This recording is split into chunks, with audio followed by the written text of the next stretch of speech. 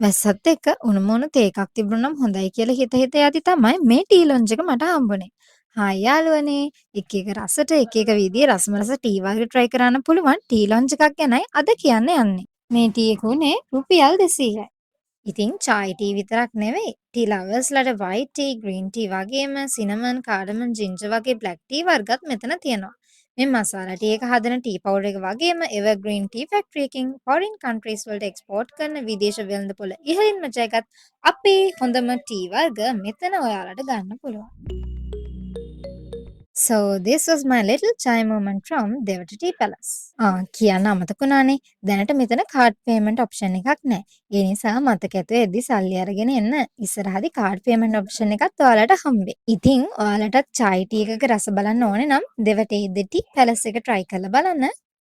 මේ වීඩියෝ එක හොඳයි නම් like එකක් කමෙන්ට් එකක් දාගෙන යන්න. See you in my next video. Bye.